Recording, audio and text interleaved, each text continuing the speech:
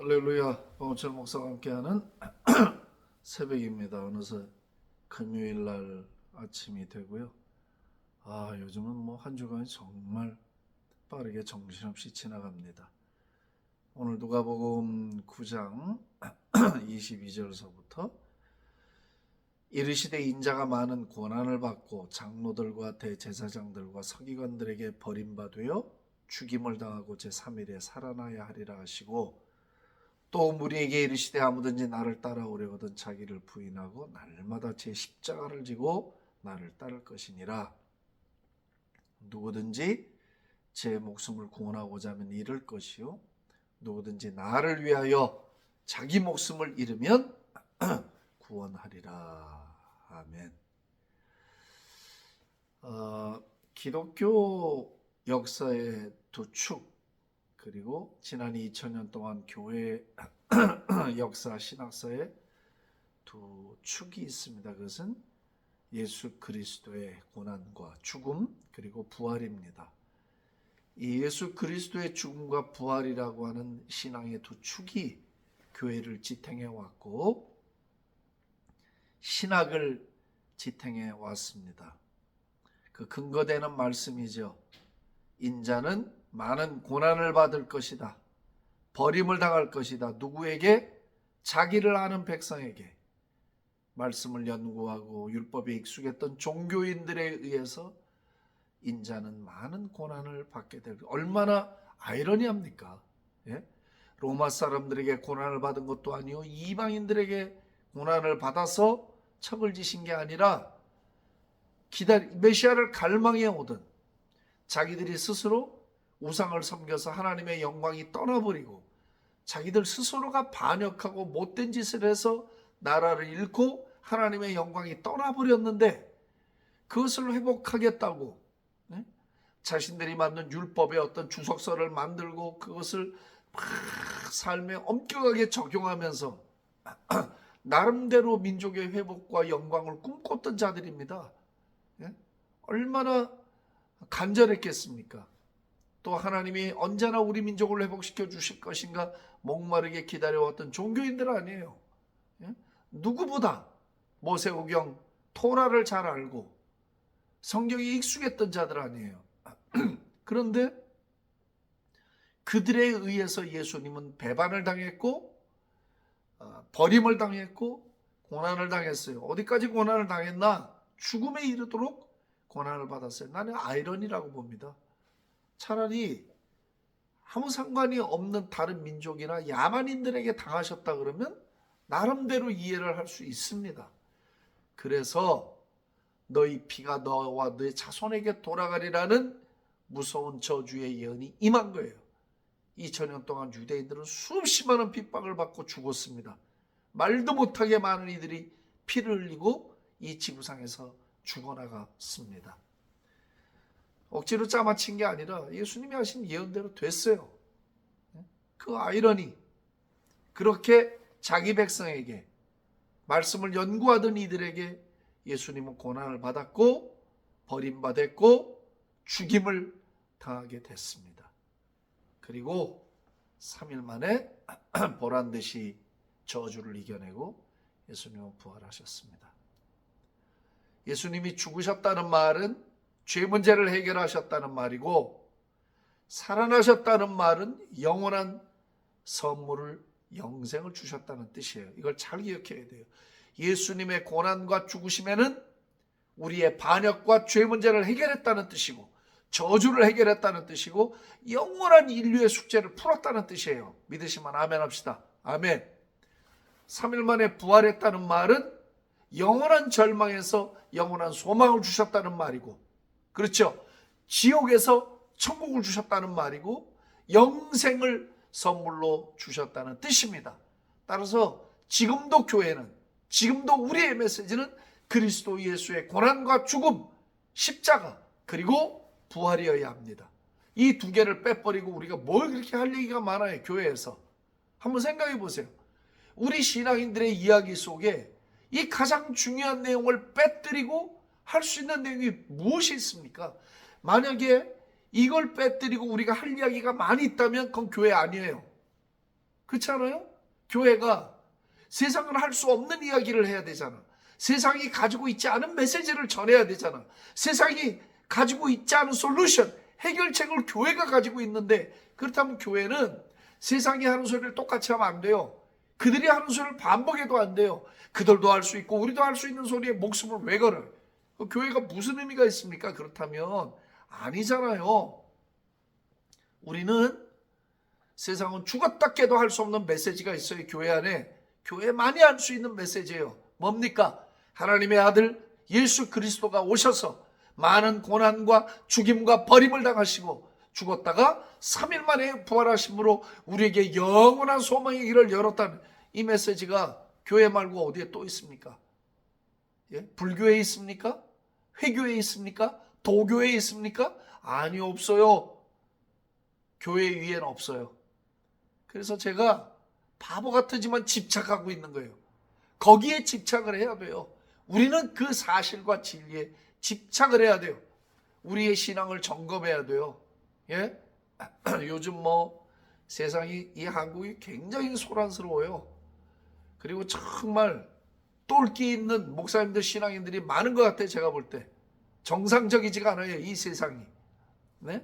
함부로 말하고 함부로 말씀을 막 찢어발기고 함부로 계시를 논하고 함부로 하나님의 이름을 욕먹이고, 그건 아니에요. 여러분, 하나님이 아무리 자비하고 인자한 분이라도 그분의 거룩에 도전하는 건 용서하지 않아요. 하나님이. 그냥 기독교 본질에 대한, 교회 본질에 대한 일을 우리가 집착해야지, 이 비본질에 이렇게 목숨을 걸고, 그거는 제가 아무리 양보하고 받아들이려고 해도 용납이 되지 않아요. 그리고 여러분, 하나님이 심판하면 될 일을 왜 우리가 심판의 자리에 앉습니까? 선악과의 저주예요. 이 선악을 아는 일에 우리와 하나가 될까? 사단이 꽃이잖아. 그래서 우리가 선악과 따먹고 눈이 열려서 한 일이 뭐예요? 사람 정죄하고 심판하는 하나님의 일을 우리가 하고 앉아 있잖아요. 지금 우리 스스로도 구원하지 못하면서. 요즘 제가 한국교회를 가만히 들여다보고 뉴스를 보면 하나님이 해야 될 자리에 우리가 앉아 있는 것 같아. 하나님 자리에 우리가 다 해. 심판도 우리가 다 하고 다 우리가 해. 우리가 하나님 하실 일이 없어 보여. 내가 보니까 정말. 그리고 하나님의 주권을 믿는 것 같지도 않고 하나님의 참다운 능력도 믿는 것 같지 않아. 그냥 우리가 뭘 다 하는 것 같아. 이내 전술 쓰고 막 그냥 막 제가 심한 말이 나올까 봐 더 지금 절제를 하고 있어요. 우리가 그리스도의 순환, 그분의 죽으심에 얼마나 우리의 메시지를 뿌리 내리고 있습니까? 얼마나 중요성을 알고 있습니까? 그리고 정말 확신과 담대함을 갖고 우린 강단에서 영혼 구원을 위한, 치유를 위한 메시지를 던지고 있습니까? 그리고 부활의 이 생생하고도 신나고 강력한 생명의 메시지에 얼마나 많은 에너지를 쏟고 있습니까? 이 두 개를 뺀 많은 이야기들은 아무 의미가 없습니다. 의미가 없어요. 그건 도덕 강연이에요. 윤리 강좌예요. 교회에 와서 좋은 강의를 듣고 가는 거예요. 예? 부부 십계명이요? 교육 시간에 하면 되지 설교 시간에 할 얘기는 아니에요. 윤리적인 이야기들 많이 합니다. 성공하려면 꿈꾸는 자가 오고. 성경이 과연 그런 걸 얘기하려고 기록이 됐을까요? 66권이. 아니죠. 그건 아니에요. 그래서 저는 오늘 이 주신 말씀 굉장히 중요하다고 생각해요. 버림받고 죽임을 당하고 3일에 살아나야 한다. 그리고 어제 말씀대로 23절 아니에요. 그리스도 예수의 십자가와 부활이라는 양대 산맥의 이 신앙의 핵심을 딱 잡은 자들은 예수님의 제자 될 자격이 있는 거예요. 누구든지 나를 따라오려면 이 사실을 붙들고 자기를 부정해라. 언제? 날마다. 자기 십자가를 져라. 언제? 날마다. Every day. 10년 전이 아니에요. 처음 은혜 받고 거듭났던 때가 아니에요. 날마다. 오늘 나를 부정하고 오늘 내 십자가를 져야 해. 내일 또 나를 부인하고 내일 또 내 십자가를 져야 돼요. 여러분, 자기를 버리지 않고 자기를 부정하지 않으면서 십자가 못 집니다. 그것도 날마다 죽고 날마다 십자가를 져본 사람이 위기의 순간에 죽을 수 있는 거예요. 예? 죽고 싶다? 못해요. 순교자가 되겠다? 망상입니다. 날마다 죽고 날마다 자기를 치고 날마다 순종하는 자가 위기 때 그 일을 할 수가 있어요. 회개도 날마다 하는 자가 진심으로 회개할 때 회개가 나오지, 회개라는 걸 해본 사람이 없는데 회개하고 싶다고 그래서 회개가 되면 누구나 다 그렇게 하죠. 안 되잖아요. 죄 짓고 하나님의 마음을 아프게 했는데 우리가 마음대로 회개를 못 하잖아. 안 되지. 왜? 회개를 해본 습관이 없는데 한순간에 회개가 터져 나올 리가 없거든요. 기도도 마찬가지입니다. 특별한 사람을 제외하고는 기도의 삶을 착실히 살아온 사람들이 기도의 때 기도를 마음대로 올려드릴 수 있고 주님과의 깊은 사귐에 들어가지, 그 훈련의 과정이 없는데 될까요? 잘 안 됩니다. 그래서 자기를 날마다 부인한 자, 날마다 자기 십자가를 진 자는 주님을 따를 수 있어요. 그게 진짜 제자도야. 제자도라는 건 직분을 많이 받아서 되는 것도 아니고 책을 많이 읽어서 되는 게 아니에요. 신학을 해서 제자가 되는 게 아닙니다. 제자반을 뛰었다고 해서 제자가 되는 건 더더욱이 아닙니다. 봉사를 많이 한다고 제자가 되는 건 더더욱 아닙니다. 본질이 아닙니다. 성경이 말하는 제자는 그리스도 예수의 죽으심과 부활을 신앙의 양대 산맥으로 견고히 잡고 자기를 날마다 부인하고 자기 십자가를 날마다 지고 쫓아가려고 하는 자들이 진짜 제자입니다. 그러면 한번 제가 물어볼게요. 자기를 부인하고 제 십자가를 날마다 지는 사람이 신학을 안 한다고 해서 문제가 될까요? 학식이 좀 모자란다고 해서 문제가 될까요? 아니요. 예전에 우리 조상들, 담 놓고 기억자도 모르던 권사님, 집사님들, 여자 전사님들 다 그런 분들이었어요. 교육도 많이 받지 못했어요. 일제치하에서. 전쟁으로 더 교육도 못 받았던 분들이요. 주님께 순종 잘하고 자기를 부인하고 충성스럽게 교회를 섬기던 우리 선배들이 얼마나 많은지 몰라요. 그에 반해서 요즘은 유학파도 많고 공부 대졸자들도 많고 공부 많이 하고 교육의 기회가 많으니까 무수히 많은 것을 배우지만 자기를 날마다 부인하고 자기 십자가를 지고 쫓으려고 눈물 뿌려 애쓰는 사람들이 그때보다 많지 않아요. 이게 현실이에요.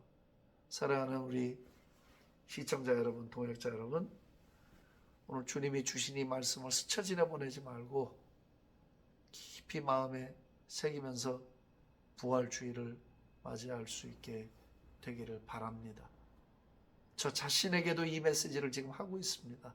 여러분들에게만 보내는 메시지가 아니에요. 저 자신에게도 해당이 너무나 필요한 그런 메시지예요. 주님, 또 회개하고 자책하고 내 마음을 추스려보고 제 삶을 되돌아봅니다. 오늘도 이 방송을 시청하는 많은 성도들이 마음에 그런 다짐과 결심이 있게 해주시고 그리스도 예수의 고난과 부활, 그리고 날마다 자기를 부정하고 자기 십자가를 지고 따라가는 제자도에 대해서 기도하고 붙들고 씨름하고 헌신하는 이번 부활주일 되게 해 주옵소서. 감사와 찬송을 주께 올리고 예수님의 존귀하신 이름으로 기도합니다. 아멘. 할렐루야.